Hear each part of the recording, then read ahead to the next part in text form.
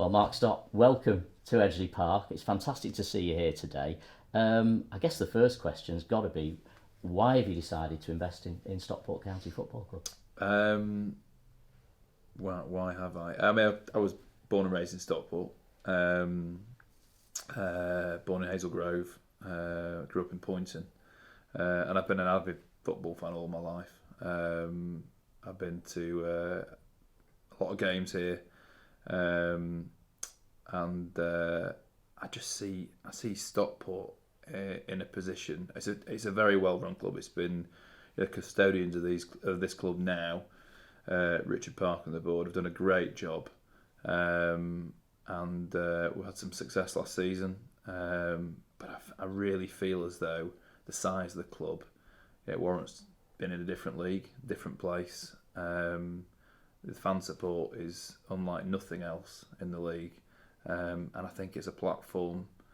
Stockport County has a platform that no other club has, and I think with myself and with the team that we have, and with the fans and the team that's currently here, we can be part of a really exciting journey to get it back to where it was 20 years ago. You mentioned your team there, Mark. Tell us a little bit about your business background and where you're coming from. I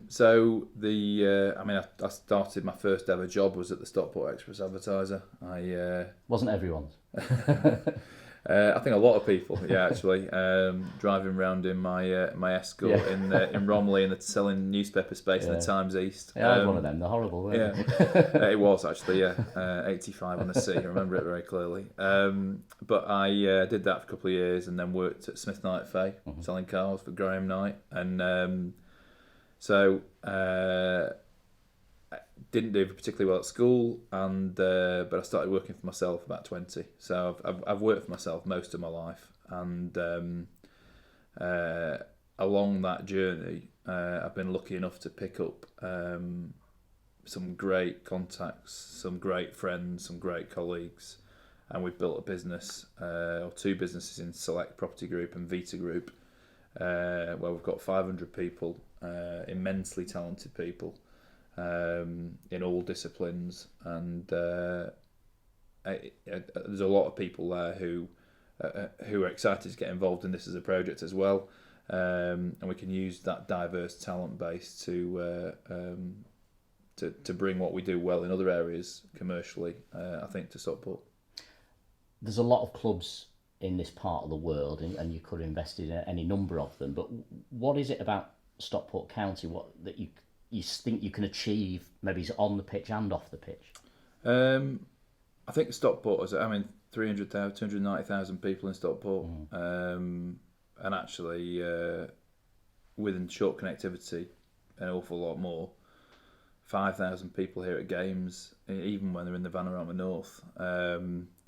Transport links, train stations right at the back. A great ground with a great soul to it. That needs some investment, which is something we will be doing, and we've been talking to the council for months and months about now, to expand the capacity over the next 5 or 6 years. But there's so many boxes that are ticked with Stockport, but truthfully starts from, I think, the size of the fan base. There's teams in Division 1 that don't get the fan base, the fan turnout that Stockport get. So that's a really hard thing to create. And you look at other teams that are going up through the divisions, and adding the fan base is the hardest thing to do. And this has got a oven ready base. And in terms of what the club can achieve, in terms of targets, what do you think? Where should this football club be? 20 years ago, it finished above Manchester City. I think, I don't think, that might be slightly ambitious, but I think Championship in 7 years is our plan. So we've written a business plan, and elements of that we'd like to share with the fans over the coming months, in a forum here at Edgeley Park. But we've got a plan to get back to the Championship in 7 years, and actually the hardest division I think to get out of is the one we're in. 2 go up, 4 go down. And when you look at, we've done an awful lot of work looking at the success that people have had getting out of this division, and a big percentage of those then go on again straight away from 2 to League One. So I think it needs investment immediately to put that plan together to get out of this division, because I think that really is the hardest thing to do. You mentioned investment there, Mark. What will the club's financial position be following this takeover? So from day one, when I spoke to Richard Park, I said that one thing I was adamant about, no matter what advice I was being given legally or financially, that I'd buy the club for cash with no debt. I'd repay all the shareholder loans and the debt that's in the business currently. And we'd start with a blank sheet of paper without a pound of debt in this business. So it will be debt free and a new starting point. And you mentioned earlier the stadium. Will you buy Edgeley Park and remain at Edgeley Park then? Absolutely. I mean,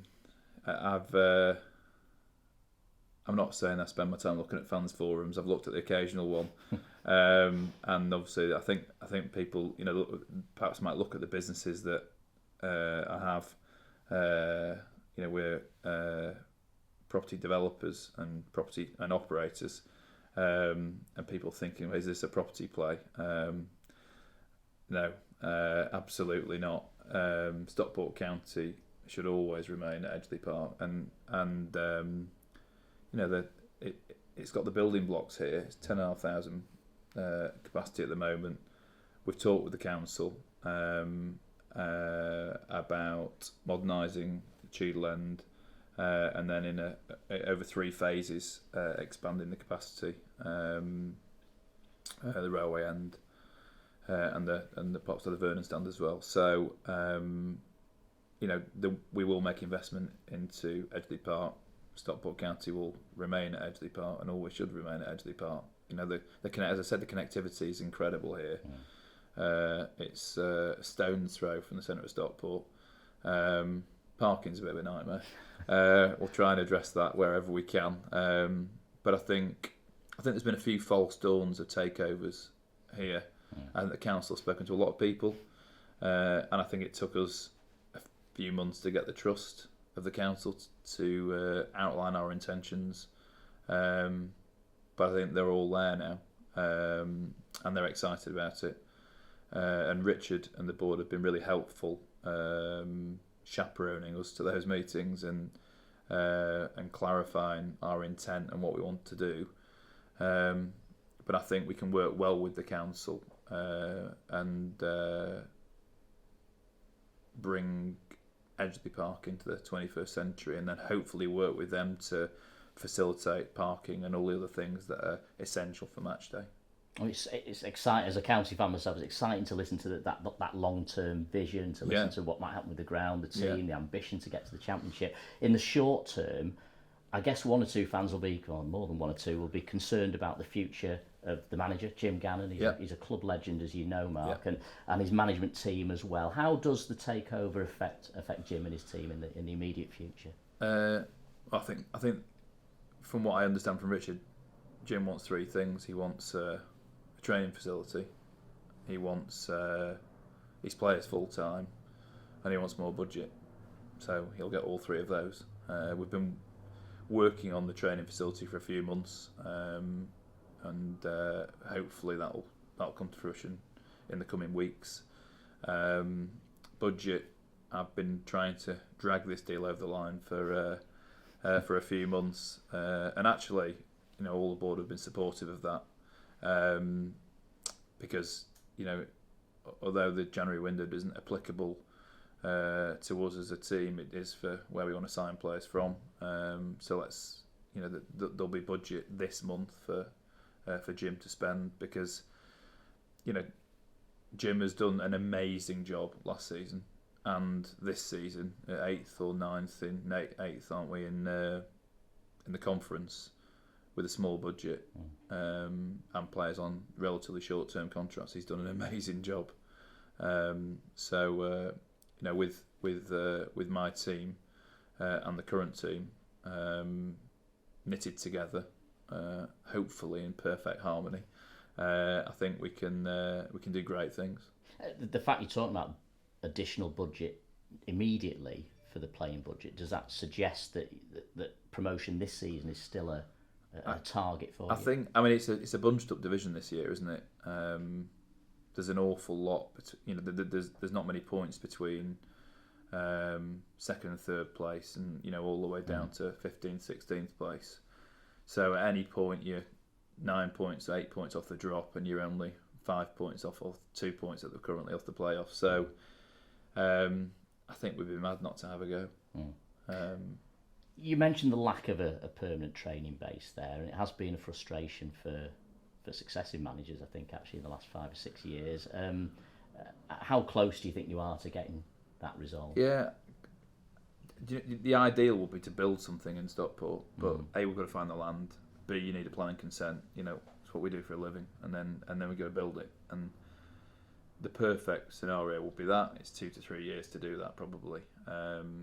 But I am confident that we have a couple of options. We'll land one of them. Yeah. In terms of the status of the club, you mentioned full-time football. Do you envisage that happening immediately, or would you carry on with a hybrid set up until the summer? How do you see that going? I think it's hard to. From what I understand, the hybrid is there are some players that do have another job. There are other players that don't. I think partway January, 3-4 months left. It's very hard to adopt a change in the middle of a season, but it's not my decision. That's Jim's decision. It's down to Jim. From what Richard tells me, Jim wants everybody full time as fast as possible, and we'll support him to do that. But my guess is that it's going to be easier to do that towards the close season. The message is that I don't think I've ever been as excited about anything in my life as this. It's been going on a long time. It's not. This hasn't arisen in the last couple of months. I've been talking to Richard, as I say, for nearly a couple of years, and the time had to be right. And getting obviously into the conference last season, we were in touching distance of the Football League, and this club, every single fan that comes here on a Saturday knows this club should be in the Football League, whether that be Division 2, 1, or even back in the Championship. There's amazing people in this club. There's a great board who have, I think, been good custodians for the club. But I think now Stockport County needs the next phase of growth, and we've got some incredibly talented people in our business that I think we can apply their skills to this as a business off the field. Because with a football club, it's not just about on the pitch, where the revenues obviously have to come from. And what I'll say is there are very few clubs where County are that have a blank sheet of paper with no debt, and the financial firepower to be invested in, with a great talented bunch of people already here and new ones to join from my team. And I think the next 10 years are going to be incredibly exciting, and there'll be some lows, but I'll make it my job to make sure there's more highs than there are lows. Well, Mark, on behalf of all the county fans, I want to thank you for your commitment to the club for not just this season, but as you say, for the next 10 years and beyond. Let's hope that's Let's hope that's the case. Congratulations, well done. Welcome to Edgeley Park again, and thanks so much for joining us. Thanks very much. Cheers. Thank you.